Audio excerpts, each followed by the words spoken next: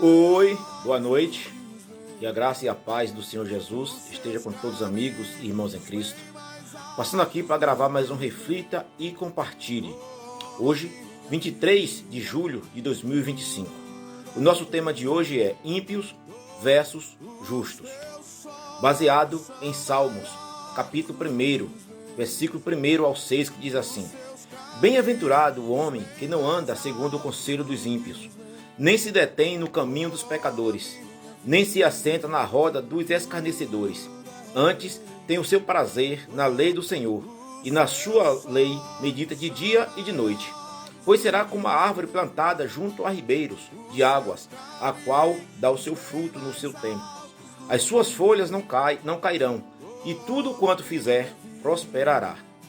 Mas não são assim os ímpios, mas são como a moinha que o vento espalha. Por isso, os ímpios não subsistirão no juízo, nem os pecadores na congregação dos justos. Porque o Senhor conhece o caminho dos justos, porém o caminho dos ímpios perecerá.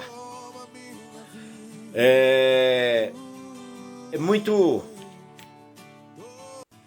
vergonhoso até para a gente ver o que tem acontecido nos nossos dias. As pessoas vivem dissolutamente, não se preocupam com o que acontece aos outros. O que elas querem de fato é se dar bem. Mas nesses versículos aqui de Salmo 1, o Senhor, ele dá um conselho através de Davi. Ou seja, para aquelas pessoas que queiram viver de acordo com a vontade de Deus, ela jamais pode seguir o conselho dos ímpios. Muito menos estar com eles. E quando diz estar com eles, não é porque você não pode um dia andar com alguém que não serve a Deus. Isso seria incomum. Isso seria praticamente impossível, porque nós estamos aqui. Mas o que a Bíblia quer dizer é para a gente não seguir os passos dessas pessoas. É para a gente não seguir o conselho dessas pessoas. Não andar conforme os seus desejos. Mas a gente andar conforme os desejos do Senhor. Porque se isso acontecer, se a gente estiver no caminho, dos pecadores, se a gente se assentar na roda dos escarnecedores, se a gente estar com eles, fazendo a sua vontade, seguindo o seu fluxo, logo a gente não vai estar fazendo a vontade de Deus. Porque a palavra de Deus diz que quem se faz amigo do mundo, logo se faz inimigo de Deus. E a própria palavra de Deus diz também que não dá para servir a dois senhores. Ou você estar com Deus, ou estar contra Deus. Não tem como estar em cima do muro. Então, a gente logo vê que é como água com óleo. Elas não se misturam. E eu preciso entender que Deus, ele quer que eu seja uma pessoa que ele o aprove. E só tem um meio para isso. É eu fazer da sua palavra lâmpada para os meus pés. É eu seguir a sua vontade. Para que eu seja como uma árvore plantada junto a ribeiros, que dá o seu fruto no tempo certo. Assim é todo aquele que busca a vontade de Deus.